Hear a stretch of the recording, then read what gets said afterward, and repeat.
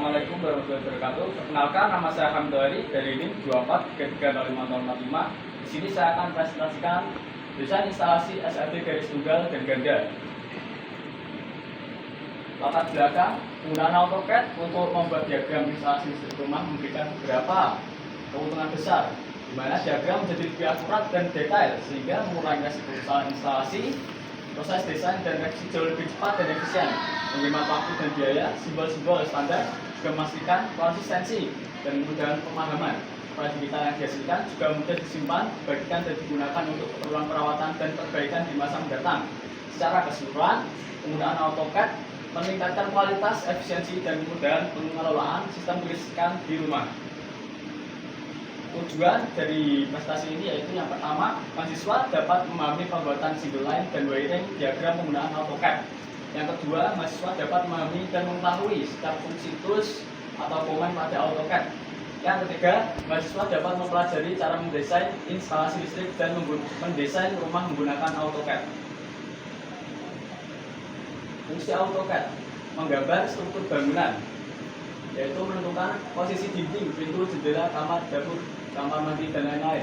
Yang kedua, ada mengatur ukuran secara akurat. Semua ukuran, panjang, lebar ruangan, ketebalan dinding bisa diatur sesuai skala nyata. Yang ketiga, menambahkan simbol arsitektur seperti arah, bukaan pintu, tangga, furniture, dan lain-lain. Yang keempat, ada membuat tampilan 2 dimensi dan 3 dimensi untuk memberi gambaran bentuk rumah secara visual. Yang kelima, menggambar jalur kabel dan komponen listrik seperti saklar, stop kontak, lampu, MCB, panel distribusi, dan lainnya. Yang keenam, menggunakan simbol listrik sesuai dengan standar supaya teknisi bisa langsung mengerti saat membaca gambar. Yang ketujuh, menentukan titik-titik instalasi, misalnya di mana stop kontak atau saklar akan dipasang. Dan yang terakhir, yaitu membantu perencanaan beban listrik, menunjukkan hubungan antara peralatan listrik dan sumber listrik. Pengertian instalasi listrik. Instalasi listrik merupakan sistem pemasangan komponen listrik seperti kabel saklar, stop kontak, panel, dan perlengkapan yang lain yang berfungsi untuk menyalurkan dan membagi arus listrik dari sumber listrik ke berbagai peralatan listrik di dalam bangunan secara aman, efisien, dan sesuai kebutuhan. Instalasi ini mencakup instalasi penerangan, instalasi daya, dan sistem pengamanan seperti grounding dan MCB. Instalasi listrik harus dirancang dan dipasang sesuai dengan standar yang ada dan tidak menimbulkan bahaya, kebakaran, ataupun kejutan listrik, serta memastikan juga semua peralatan dapat beroperasi dengan baik, biasanya digunakan di rumah, gedung, pabrik, fasilitas umum, dan lain sebagainya.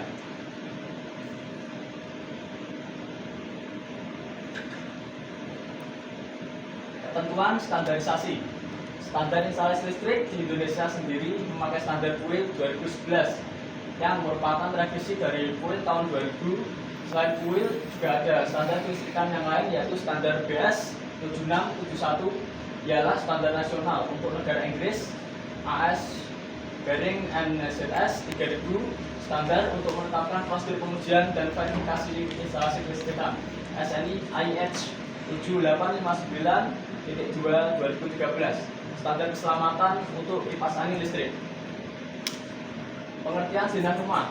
Zona rumah merupakan suatu gambar rancangan tata letak ruang di dalam sebuah bangunan. Yang tujuannya zona rumah sendiri adalah supaya kita bisa mengetahui secara visual bentuk dan susunan ruang sebelum proses pembangunan. Yang dimana zona ini sangat penting untuk perencanaan pembangunan rumah supaya lebih efisien, fungsional, dan sesuai dengan keinginan. Bagian-bagian dalam rumah saya, yaitu yang pertama ada teras terletak di bagian paling depan. Yang kedua ada ruang tamu di bagian depan, tempat untuk menerima tamu. Yang ketiga ada ruang keluarga, di mana tempatnya berada di tengah rumah. Tempat ini digunakan untuk berkumpul dan bersantai satu keluarga. Yang keempat ada kamar 1 dan 2, di mana kamar 1 dan 2 ini terletak sejajar di belakang ruang tamu yang berfungsi untuk tempat beristirahat ketika malam ataupun capek. Yang ketiga ada kamar ketiga, yaitu berada di belakang ruang keluarga yang memiliki fungsi juga untuk tempat beristirahat ketika lelah. Selanjutnya juga ada dapur berada di samping ruang keluarga, dan yang terakhir juga ada kamar mandi yang terletak di samping rumah pojok belakang sini. Jenis diagram yang umum dijumpai yaitu ada dua. Ada diagram single line diagram dan double line diagram. Ciri-ciri single line diagram. Yang pertama adalah menggunakan satu garis untuk mewakili seluruh sistem distribusi listrik. Yang kedua, tidak menunjukkan semua kabel, fasa, netral maupun ground secara terpisah. Tapi biasanya kita menggunakan garis kecil sebagai penanda. Dan yang ketiga, menggunakan simbol standar kelistrikan yang digunakan, seperti simbol MCB atau miniatur, circuit breaker, stop kontak, saklar, lampu, dan panel distribusi. Yang kelima, ada menampilkan hubungan antar komponen listrik.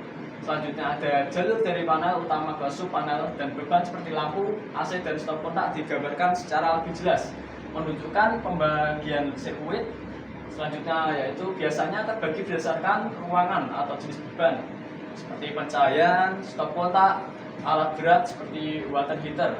Selanjutnya ada MCB atau panel utama sebagai titik awal. Lalu juga ada diagram dimulai dari panel utama, lalu ke cabang MCB atau subpanel untuk didistribusikan ke berbagai beban. Selanjutnya tidak menggunakan gambar posisi fisik. Dan yang terakhir yaitu fokus pada hubungan kelistrikan, bukan lokasi aktual di bidang bangunan. Yang kedua ada ciri-ciri double line diagram. Yang pertama, biasanya menggunakan 2 atau 3 garis untuk mewakili setiap jalur kabel. Biasanya menunjukkan kabel fasa, netral, dan kadang juga ada ground secara terpisah.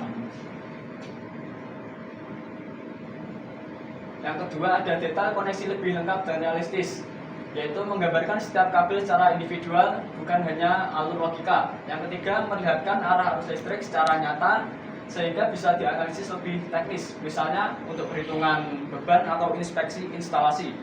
Yang keempat, ada menampilkan semua komponen fisik secara rinci, yaitu seperti panel, saklar, stop kontak, beban, dan bahkan kabel penghubung antar komponen tergambar sangat jelas.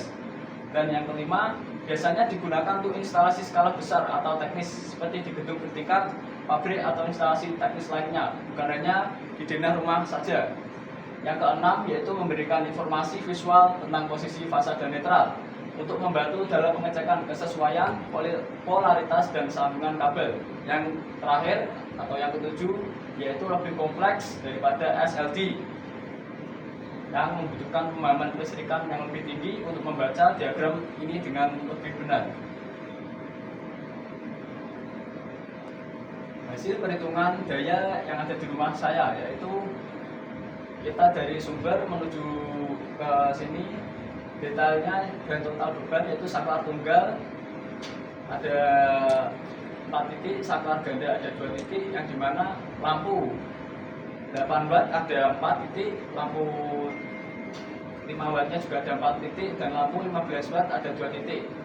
Dan stop kontak yaitu ada 6 titik, dimana yang 4 titik itu yaitu dipakai untuk TV sebesar 60 watt, setrika sebesar 126 watt, kulkas sebesar 60 watt, dan penanak nasi sebesar 360 watt.